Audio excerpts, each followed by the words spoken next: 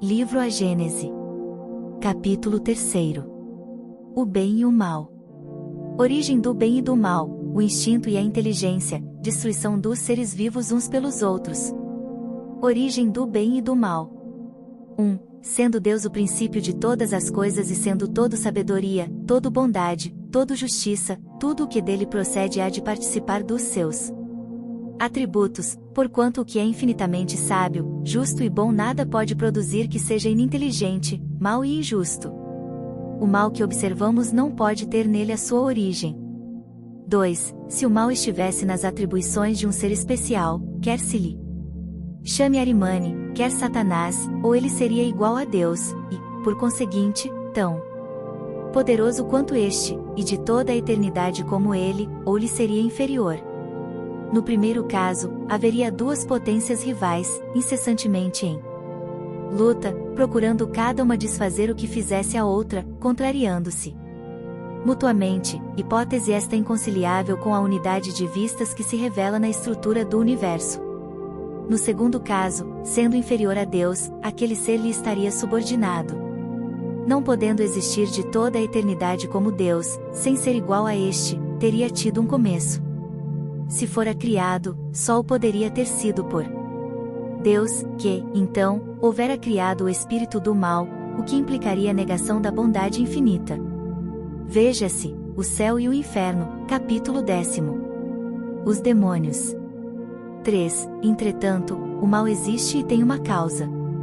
Os males de toda espécie, físicos ou morais, que afligem a humanidade, formam duas categorias que importa distinguir, a dos males que o homem pode evitar e a dos que lhe independem da vontade. Entre os primeiros, cumpre-se incluam os flagelos naturais. O homem, cujas faculdades são restritas, não pode penetrar, nem abarcar o conjunto dos desígnios do Criador, aprecia as coisas do ponto de vista da sua personalidade, dos interesses factícios e convencionais que criou para si mesmo e que não se compreendem na ordem da natureza. Por isso é que, muitas vezes, se lhe afigura mal e injusto aquilo que consideraria justo e admirável, se lhe conhecesse a causa, o objetivo, o resultado definitivo. Pesquisando a razão de ser e a utilidade de cada coisa, verificará que tudo traz o sinete da sabedoria infinita e se dobrará a essa sabedoria, mesmo com relação ao que lhe não seja compreensível. 4. O homem recebeu em partilha uma inteligência com cujo auxílio lhe é possível conjurar, ou, pelo menos, atenuar os efeitos de todos os flagelos naturais. Quanto mais saber ele adquire e mais se adianta em civilização, tanto menos desastrosos se tornam os flagelos. Com uma organização sábia e previdente, chegará mesmo a lhes neutralizar as consequências, quando não possam ser inteiramente evitados. Assim, com referência, até, aos flagelos que têm certa utilidade para a ordem geral da natureza e para o futuro, mas que, no presente, causam danos, facultou Deus ao homem os meios de lhes paralisar os efeitos. Assim é que ele saneia as regiões insalubres, imuniza contra os miasmas pestíferos, fertiliza terras áridas e se industra em preservá-las das inundações. Constrói habitações mais salubres, mais sólidas para resistirem aos ventos tão necessários à purificação da atmosfera. Origem do bem e do mal. E se coloca ao abrigo das intempéries. É assim, finalmente, que, pouco a pouco, a necessidade lhe fez criar as ciências, por meio das quais melhora as condições de habitabilidade do globo e aumenta o seu próprio bem-estar. 5. Tendo o homem que progredir, os males a que se acha exposto são um estimulante para o exercício da sua inteligência, de todas as suas faculdades físicas e morais, incitando-o a procurar os meios de evitá-los. Se ele nada houvesse de temer, nenhuma necessidade o induziria a procurar o melhor, o espírito se lhe entorpeceria na inatividade, nada inventaria, nem descobriria. A dor é o aguilhão que o impede para a frente, na senda do progresso. 6. Porém, os males mais numerosos são os que o homem cria pelos seus vícios, os que provêm do seu orgulho, do seu egoísmo, da sua ambição, da sua cupidez, de seus excessos em tudo.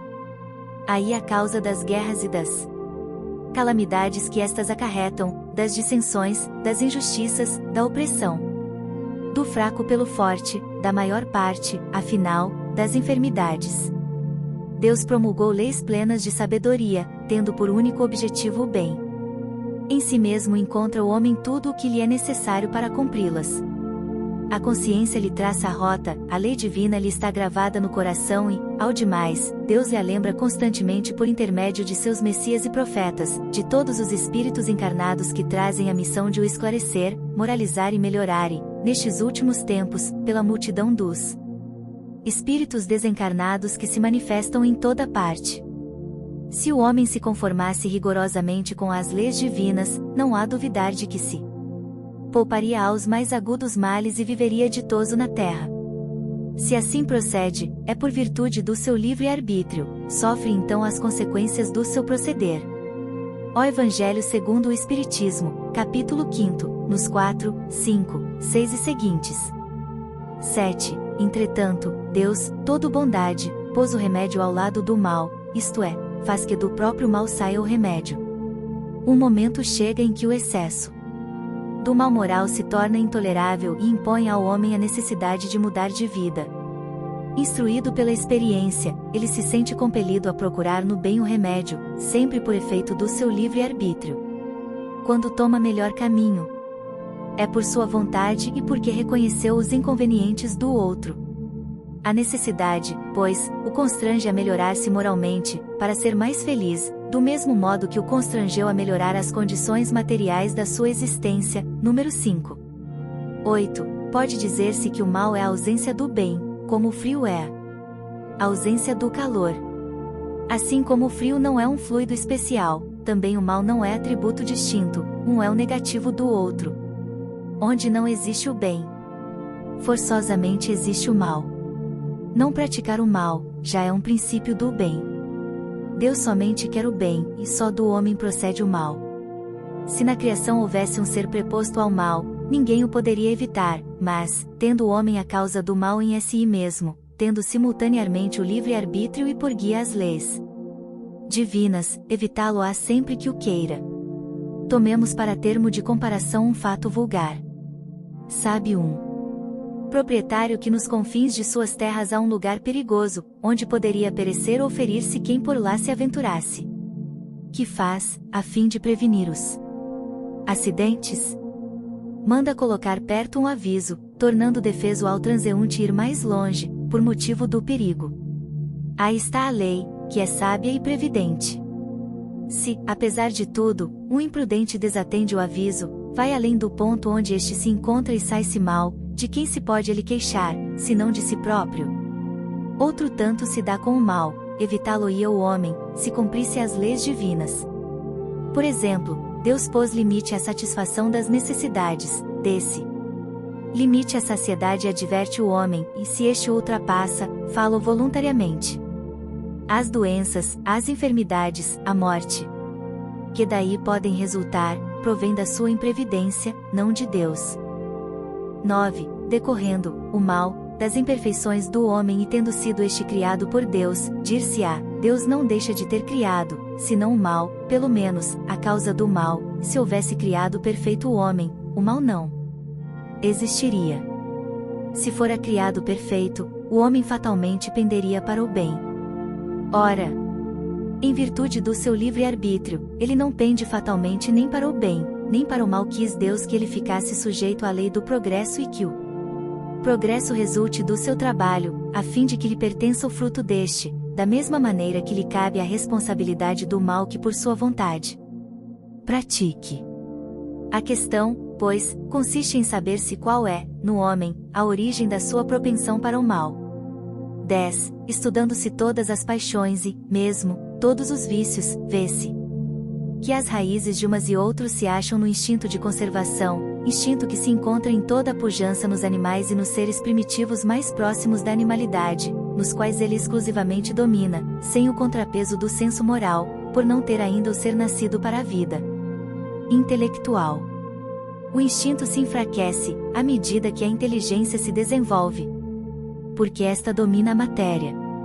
O espírito tem por destino a vida espiritual, porém, nas primeiras fases da sua existência corpórea, somente a exigências materiais lhe cumpre satisfazer. E, para tal, o erro está em pretender-se que a alma haja saído perfeita das mãos do Criador. quando este, ao contrário, quis que a perfeição resulte da depuração gradual do espírito e seja obra sua. Houve Deus por bem que a alma, dotada de livre-arbítrio, pudesse optar entre o bem e o mal e chegasse às suas finalidades últimas de forma militante e resistindo ao mal. Se houvera criado a alma tão perfeita quanto ele e, ao sair-lhe ela das mãos, a houvesse associado à sua beatitude eterna, Deus tê-la-ia feito, não à sua imagem, mas semelhante a si próprio. Bom não. A razão do Espiritismo, capítulo 6. O exercício das paixões constitui uma necessidade para o efeito da conservação da espécie e dos indivíduos, materialmente falando. Mas, uma vez saído desse período, outras necessidades se lhe apresentam, a princípio semimorais e semimateriais, depois exclusivamente morais. É então que o espírito exerce domínio sobre a matéria, sacode-lhe o jugo, avança pela senda providencial que se lhe acha traçada e se aproxima do seu destino final.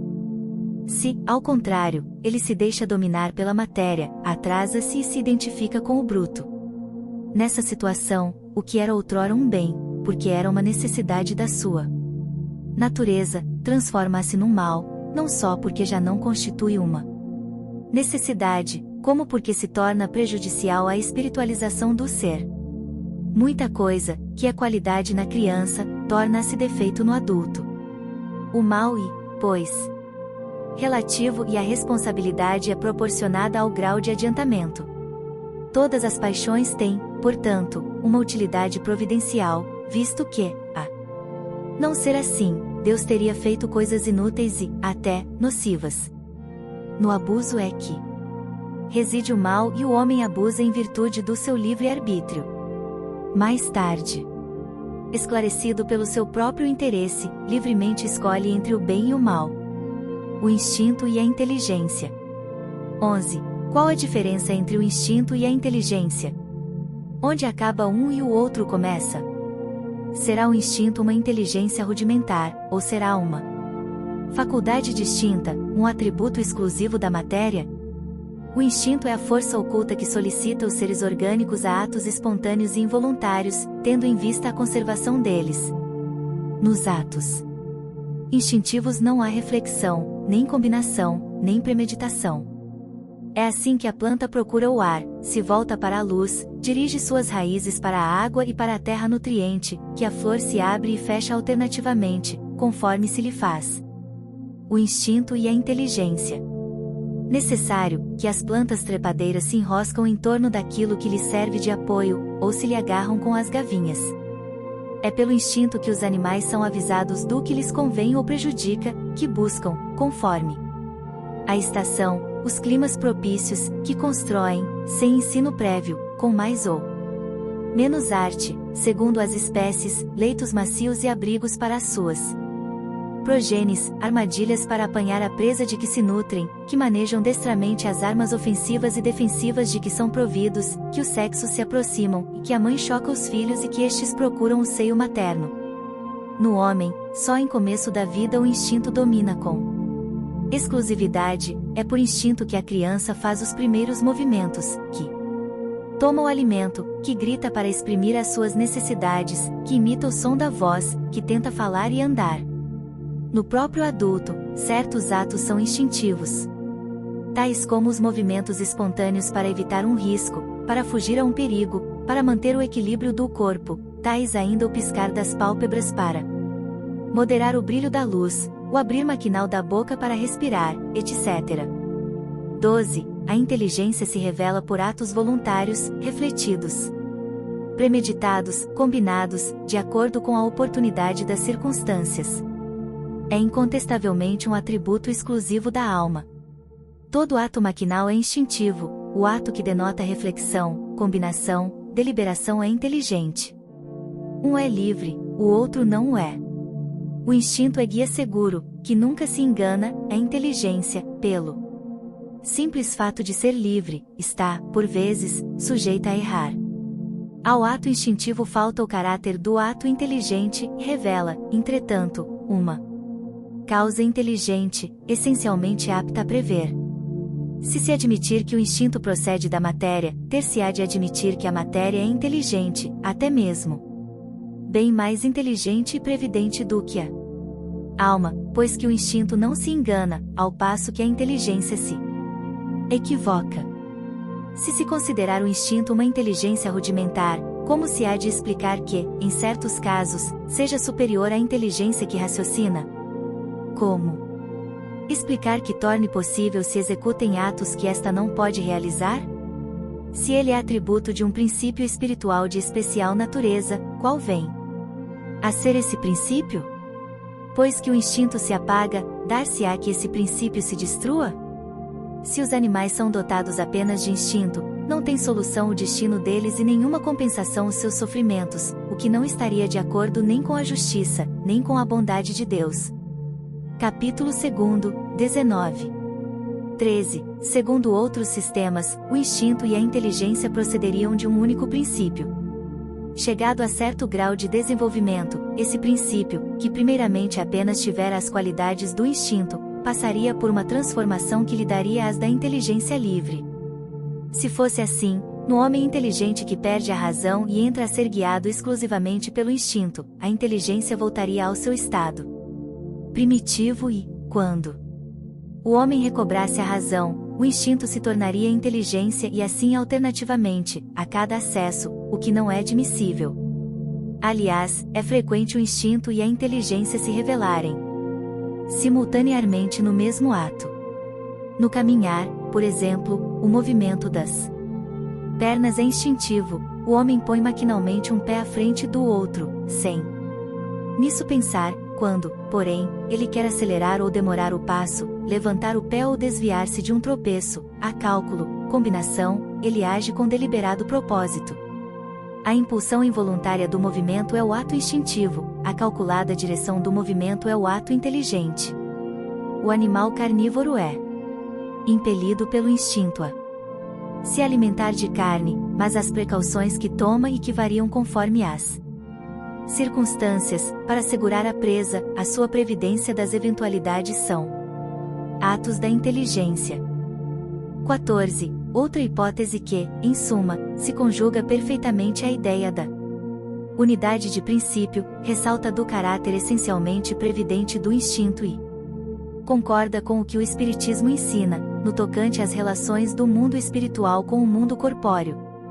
Sabe-se agora que muitos espíritos desencarnados têm por missão velar pelos encarnados, dos quais se constituem protetores e guias, e que os envolvem nos seus eflúvios fluídicos, que o homem age muitas vezes de modo inconsciente, sob a ação desses eflúvios. Sabe-se, ao demais, que o instinto, que por si mesmo produz atos inconscientes, predomina nas crianças e, em geral, nos seres cuja razão é fraca. Ora, segundo esta hipótese, o instinto não seria atributo nem da alma, nem da matéria, não pertenceria propriamente ao ser vivo, seria efeito da ação direta dos protetores invisíveis que supririam a imperfeição da inteligência, provocando os atos inconscientes necessários à conservação do ser. Seria qual a andadeira com que se amparam as crianças que ainda não sabem andar. Então, do mesmo modo que se deixa gradualmente de usar a andadeira, à medida que a criança se equilibra sozinha, os espíritos protetores deixam entregues a si mesmos os seus protegidos, à medida que estes se tornam aptos a guiar-se pela própria inteligência. Assim, o instinto, longe de ser produto de uma inteligência rudimentar e incompleta, sê-lo-ia de uma inteligência estranha, na plenitude da sua força. Inteligência protetora, supletiva da insuficiência, quer de uma inteligência mais jovem, que aquela compeliria a fazer, inconscientemente, para seu bem, o que ainda fosse incapaz de fazer por si mesma, quer de uma inteligência madura, porém, momentaneamente tolhida no uso de suas faculdades, como se dá com o homem na infância e nos casos de idiotia e de afecções mentais. Disse proverbialmente que há um Deus para as crianças, para os loucos e para os ébrios. É mais veraz do que se supõe esse ditado. Aquele Deus, outro não é senão o Espírito protetor, que vela pelo ser incapaz de se proteger, utilizando-se da sua própria razão. 15. Nesta ordem de ideias, ainda mais longe se pode ir. Por muito racional que seja, essa teoria não resolve todas as dificuldades da questão. Se observarmos os efeitos do instinto, notaremos, em primeiro lugar, uma unidade de vistas e de conjunto, uma segurança de resultados, que cessam logo que a inteligência os substitui. Demais, reconheceremos profunda sabedoria na apropriação tão perfeita e tão constante das faculdades instintivas às necessidades de cada espécie. Semelhante unidade de vistas não poderia existir sem a unidade de pensamento e está incompatível com a diversidade das aptidões individuais, e só ela poderia produzir esse conjunto tão harmonioso que se realiza desde a origem dos tempos e em todos os climas, com uma regularidade, uma precisão matemáticas, cuja ausência jamais se nota. A uniformidade no que resulta das faculdades instintivas é um fato característico, que forçosamente implica a unidade da causa. Se a causa fosse inerente a cada individualidade, haveria tantas variedades de instintos quantos fossem os indivíduos, desde a planta até o homem. Um efeito geral, uniforme e constante, há de ter uma causa geral, uniforme e constante, um efeito que atesta sabedoria. E previdência há de ter uma causa sábia e previdente. Ora, uma causa dessa natureza, sendo por força inteligente, não pode ser exclusivamente material. Não se nos deparando nas criaturas, encarnadas ou desencarnadas, as qualidades necessárias à produção de tal resultado, temos que subir mais alto, isto é, ao próprio Criador. Se nos reportamos a explicação dada sobre a maneira por que se pode conceber a ação providencial, capítulo 2, número 24, se figurarmos todos os seres penetrados do fluido divino, soberanamente inteligente, compreenderemos a sabedoria previdente e a unidade de vistas que presidem a todos os movimentos instintivos que se efetuam para o bem de cada indivíduo. Tanto mais ativa é essa solicitude, quanto menos recursos tem o indivíduo em si mesmo e na sua inteligência. Por isso é que ela se mostra maior e mais absoluta nos animais e nos seres inferiores, do que no homem. Segundo essa teoria, compreende-se que o instinto seja um guia seguro. O instinto materno, o mais nobre de todos, que o materialismo rebaixa ao nível das forças atrativas da matéria, fica realçado e enobrecido. Em razão das suas consequências, não devia ele ser entregue às eventualidades caprichosas da inteligência e do livre-arbítrio. Por intermédio da mãe, o próprio Deus vela pelas suas criaturas que nascem. 16. Esta teoria de nenhum modo anula o papel dos espíritos protetores, cujo concurso é fato observado e comprovado pela experiência, mas, deve-se notar que a ação desses espíritos é essencialmente individual, que se modifica segundo as qualidades próprias do protetor e do protegido e que em parte nenhuma apresenta a uniformidade e a generalidade do instinto. Deus, em sua sabedoria, conduz ele próprio os cegos, porém confia a inteligências livres o cuidado de guiar os clarividentes, para deixar a cada um a responsabilidade de seus atos. A missão dos espíritos protetores constitui um dever que eles aceitam voluntariamente e lhes é um meio de se adiantarem, dependendo adiantamento da forma por que o desempenhem. 17. Todas essas maneiras de considerar o instinto são forçosamente hipotéticas e nenhuma apresenta caráter seguro de autenticidade, para ser tida como solução definitiva. A questão, sem dúvida, será resolvida um dia, quando se houverem reunido os elementos de observação que ainda faltam. Até lá, temos que limitar-nos a submeter as diversas opiniões ao cadinho da razão e da lógica e esperar que a luz se faça. A solução que mais se aproxima da verdade será de certo a que melhor condiga com os atributos de Deus, isto é, com a bondade suprema e a suprema justiça. Capítulo 2, número 19.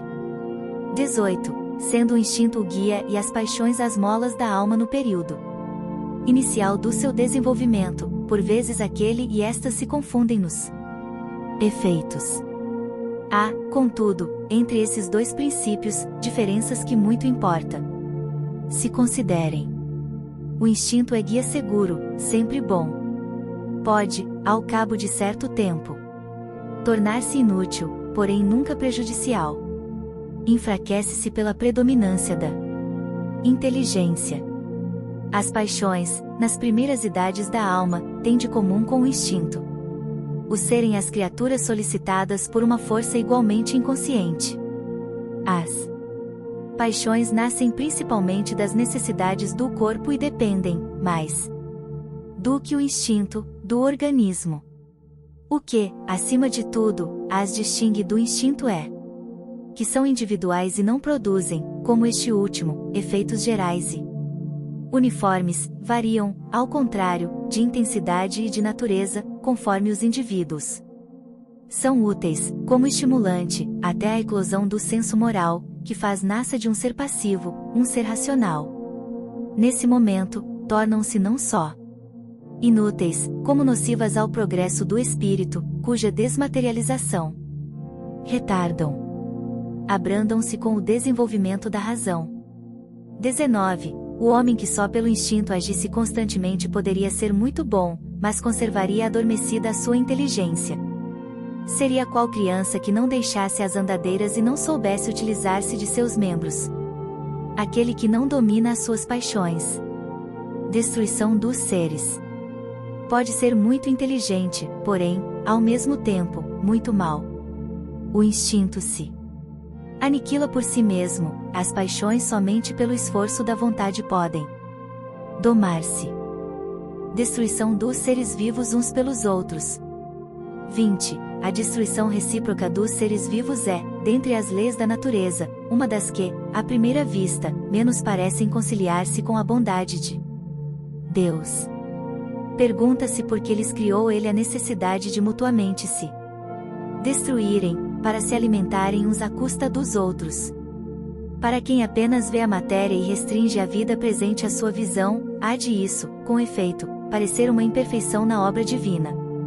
É que, em geral, os homens apreciam a perfeição de Deus do ponto de vista humano, medindo-lhe a sabedoria pelo juízo que dela formam, pensam que Deus não poderia fazer coisa melhor do que eles próprios fariam. Não lhes permitindo a curta visão, de que dispõe, apreciar o conjunto, não compreendem que um bem real possa decorrer de um mal aparente. Só o conhecimento do princípio espiritual, considerado em sua verdadeira essência, e o da grande lei de unidade, que constitui a harmonia da criação, pode dar ao homem a chave desse mistério e mostrar-lhe a sabedoria providencial e a harmonia, exatamente onde apenas vê uma anomalia e uma contradição. 21. A verdadeira vida, tanto do animal como do homem, não está no invólucro corporal, do mesmo que não está no vestuário. Está no princípio inteligente que preexiste e sobrevive ao corpo.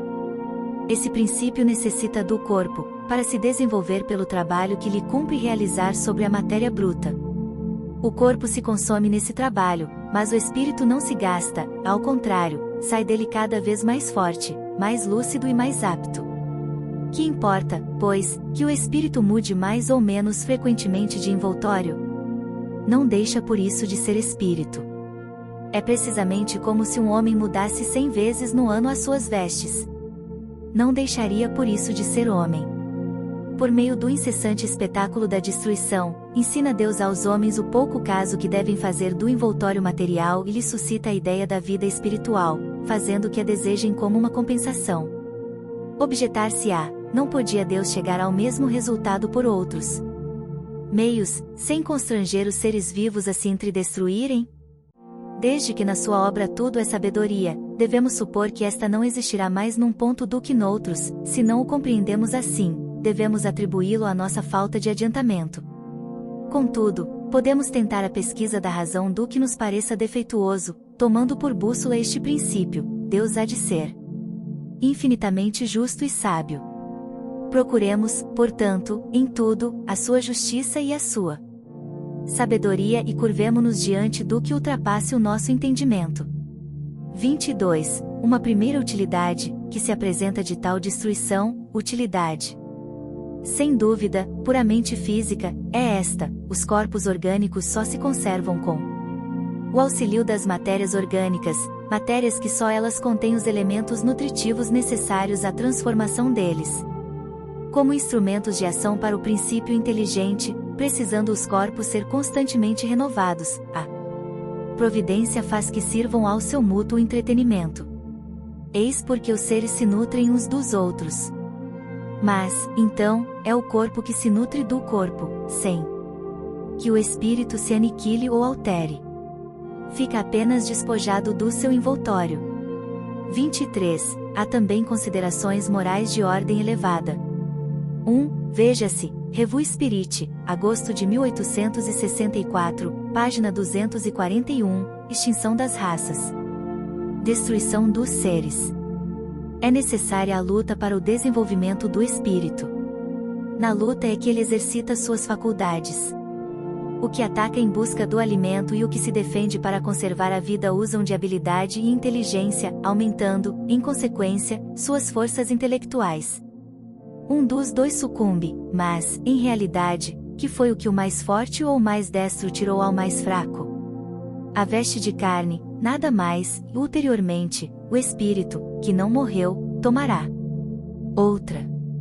24. Nos seres inferiores da criação, naqueles a quem ainda falta o senso moral, em os quais a inteligência ainda não substituiu o instinto, a luta não pode ter por móvel senão a satisfação de uma necessidade material.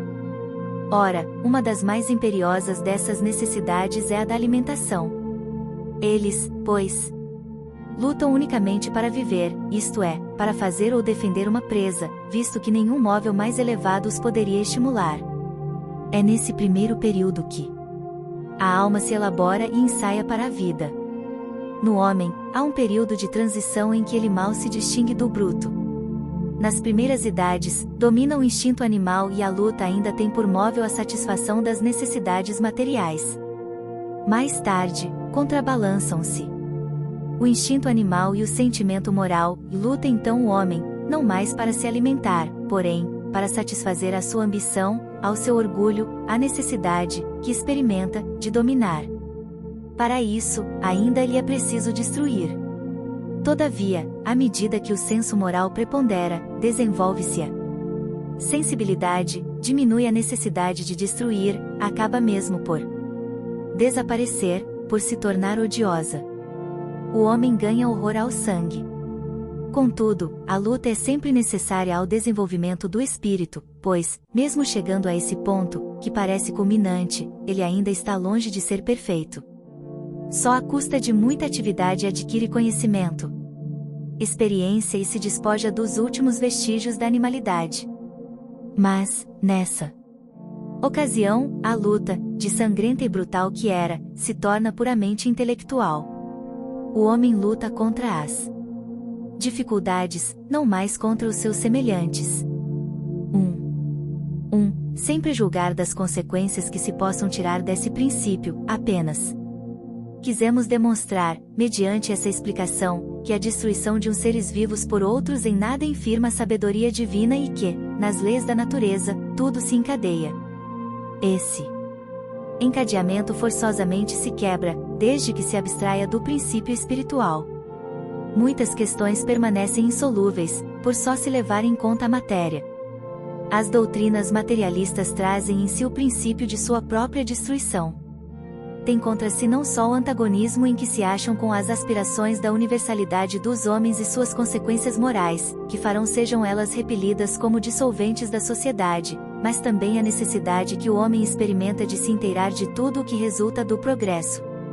O desenvolvimento intelectual conduz o homem à pesquisa das causas. Ora, por pouco que ele reflita, não tardará a reconhecer a impotência do materialismo para tudo explicar. Como é possível que doutrinas que não satisfazem ao coração, nem à razão, nem à inteligência, que deixam problemáticas as mais vitais questões, venham a prevalecer? O progresso das ideias matará o materialismo, como matou o fanatismo.